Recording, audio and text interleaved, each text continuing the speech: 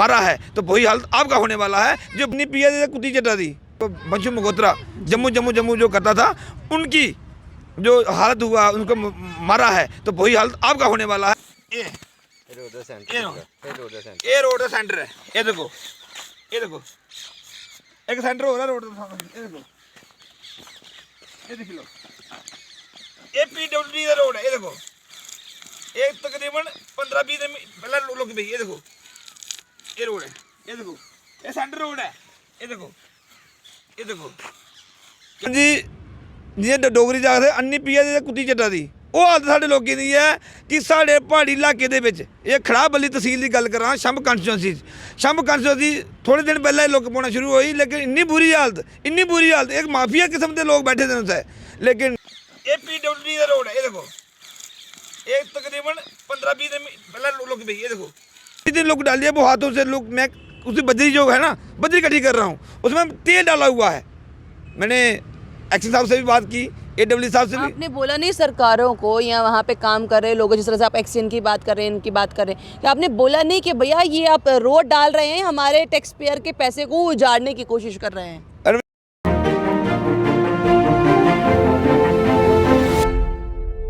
नमस्कार, आप सभी का स्वागत है द अनकट रति में। मैं हूँ रति शर्मा। इस समय सबसे बड़ी बात ये होती है एक इंसान को जीने के लिए क्या चाहिए। हम कहते हैं हवा पानी बहुत ज़रूरी है पर सरकार के भी कुछ कर्तव्य होते हैं जो उनकी नेसेसिटीज़ में मतलब आम जनता की नेसेसिटीज़ में आता है, जिसमें सबसे बड़ा नाम अगर मैं कहूँ सड़क, बिजली, पानी, घर ये मुहैया करवाना। पर अगर सड़क एक गांव तक पहुंचे पर वो ऐसी सड़क हो कि हाथ लगाएं तो वो सड़क बिखरने लग जाए या वो गली बिखरने लग जाए तो क्या फ़ायदा। ऐसी सड़क का बनाने का क्या फ़ायदा, यानी कि हमारे टैक्स पेयर्स का पैसा जो है वो बर्बाद करने वाली बात नहीं हो गई तो क्या हो गया। कुछ ऐसी ही बात को उठाते हुए नजर आए बोधराज शर्मा जी, जिन्होंने अपनी आवाज़ तो बुलंद की पर जैसे ही अपनी आवाज़ बुलंद की लोगों ने उनको थ्रेट करना शुरू कर दिया। हाँ, वो लोग हैं या लोगों हैं, अब वो जानने की कोशिश हम बोधराज जी से ही करते हैं। बोधराज जी पहले तो आपका बहुत बहुत स्वागत है। बहुत बहुत धन्यवाद। पहले मैं यही बात जानने की कोशिश करूंगी, क्या वो लोग हैं या लोगों हैं? कितने लोगों ने आपको किया है या कुछ लोग हैं पर्टिकुलर लोग हैं जो आपको धमका रहे हैं? मैम वो तो एक माफिया है वो ऐसे माफिया उसके वो बात करने वाला तो अभी एक है, उसके पीछे भी माफिया खड़े हैं। उन्होंने मुझे धमकी दी है, मुझे तो खतरा है। मैंने पुलिस को कंप्लेंट भी दी है, ऐसे तो खौड़ को वो उन्होंने कॉपी की है कि चौकियों से जोगवा। बाकी मैंने SSP साहब को भी कॉपी की है, SDP अखनूर भी कॉपी की है। मैंने जो वहाँ पे लुक डाली हुई है ना, तो मैं आपकी चैनल के माध्यम से कहना चाहता हूँ कि पिछले 5-6 साल से जो भी उन्होंने काम किया हुआ है वो उसका काम का नामो निशान है ही नहीं।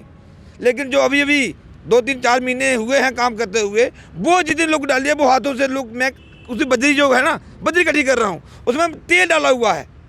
मैंने एक्शन साहब से भी बात की, AWD साहब से भी। आपने बोला नहीं सरकारों को या वहाँ पे काम कर रहे लोगों जिस तरह से आप एक्शन की बात कर रहे हैं इनकी बात कर रहे हैं कि आपने बोला नहीं कि भैया ये आप रोड डाल रहे हैं हमारे टैक्स पेयर के पैसे को उजाड़ने की कोशिश कर रहे हैं। अरविंद जी जियां डोगरी जाखदे अन्नी पिया ते कुत्ती चटा दी वो हालत साढ़े लोगों की है कि साढ़े पहाड़ी इलाके दे विच ये खड़ाबली तहसील की गल करा छंब कंस्टिट्यूंसी थोड़े दिन पहले लोग पाना शुरू हुई लेकिन इन्नी बुरी हालत एक माफिया किस्म के लोग बैठे थे उनसे।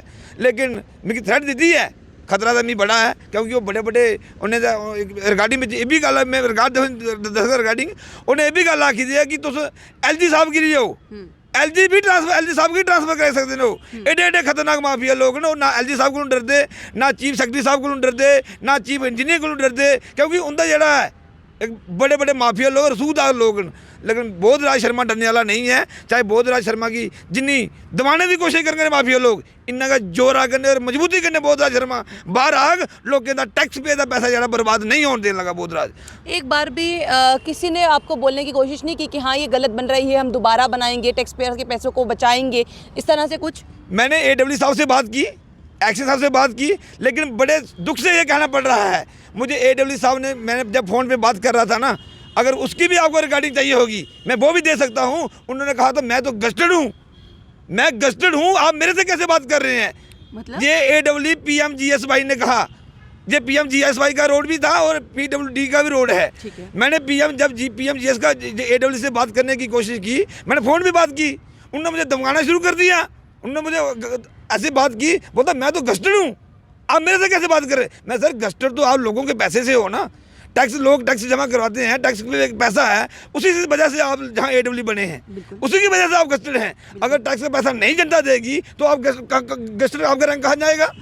ये माफिया किस्म के लोग हैं, क्योंकि मैं किसी के ये माफिया कितना है, कब से ये काम कर रहा है और कितनी देर से हम लोगों के पैसों को अपनी जेब में भरने की कोशिश कर रहा है? मैडम जी बड़े दुख से ये कहना पड़ रहा है, देखो जो पिछले 7-8 साल से ये काफ़ी एक्टिवली काम कर रहे हैं जी लोग।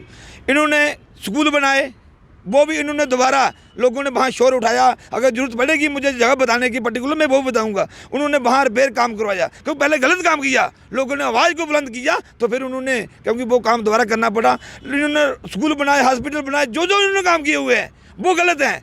और मैं आपकी चैनल की माध्यम से एक बात कहना चाहूँगा, इन लोगों ने ऐसे काम किए हैं जो पहले एक डिपार्टमेंट से काम किया, उससे पैसा निकाला और उसी के बाद दूसरे डिपार्टमेंट से पैसा ले लिया।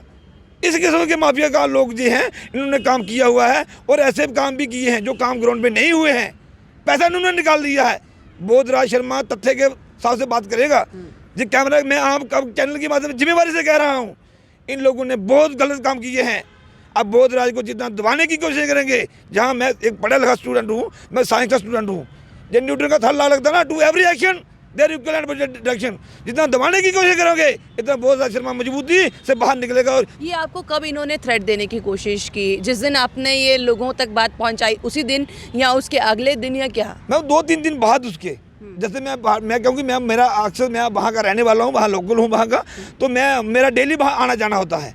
आज मैं जैसे ही मैं जाता लोग मुझे बोलते हैं बहुत। यही रखूंगी कि कितनी देर पहले आपको, मतलब जिस दिन आपने अपनी आवाज़ उठाई उसी दिन आपको थ्रेट आ गई या उसके आगे पीछे थ्रेट आई या क्या हुआ? मैं आवाज़ तो पहले भी उठाता था, लेकिन मैं 20 तारीख को वहाँ पे अपने इलाके में जाता हूँ वहाँ पे, तो मैं वहाँ से जब आ रहा था तो 22 को मुझे कॉल आई, 22 को शाम को मुझे कॉल आई, शाम पे फ़ोन पे थर्ड दी उन्होंने, तो उन्होंने कहा कि मैं आपको वहाँ इलाके में आने नहीं दूंगा और मैं आपको छोड़ूंगा नहीं। तो बहुत उन्होंने बोला है, 10-12 मिनट मेरे से बात की मैंने, तो उन्होंने गाली गलौज भी किया मेरे साथ, वो शरेआम बहुत गंदी गाली दे रहे हैं, लेकिन मैंने तो उनको भाई बोला है, मैंने भाई भैया मेरी आपसे कोई रंजिश तो है नहीं पर्सनली, ये लोगों का पैसा है, लोगों के पैसों को हम बर्बाद नहीं होने देंगे, जब तक आप नहीं रुकोगे, सही काम नहीं करोगे तब तक हम ऐसा काम जारी रखेंगे, चाहे आप कुछ भी कर लो। धमकी तो उन्होंने बहुत सारी दी। वो वहाँ पे जो उनके साथ जो लोग थे वो तो बोलते कि जो लड़का वो बंशु मगोत्रा जम्मू जो करता था, उनकी जो हालत हुआ, उनको मारा है, तो वही हालत आपका होने वाला है। जो वहाँ के उनके साथी जो थे वो लोग वहाँ पे इलाके में रिमूव फैलाया हुआ उन्होंने कि अगला नंबर बोधराज शर्मा का है, कि इस तरह से। लेकिन मैडम जी मैं आपको ये कहना चाहता हूँ, आपकी चैनल की माध्यम से उन माफियों को कहना चाहता हूँ, बोधराज शर्मा को खतरा तो है ही है, क्योंकि उन लोगों से खतरा है, माफिया लोग हैं, बोधराज शर्मा को मार सकते हैं, लेकिन बोधराज शर्मा की सोच नहीं मरेगी। बोधराज शर्मा की सोच वो अभी जिंदा है, एक बोधराज ये है मरेगा, लेकिन हजारों बोधराज वहाँ पैदा हुए हैं, वो नहीं रुकेंगे, डट के माफियों का मुकाबला। पर आपने जो बात बोली वो तो सच बोली थी, तो इसमें गलत क्या है, इसमें परेशानी क्या है, इसमें थ्रेट देने वाली क्या बात है?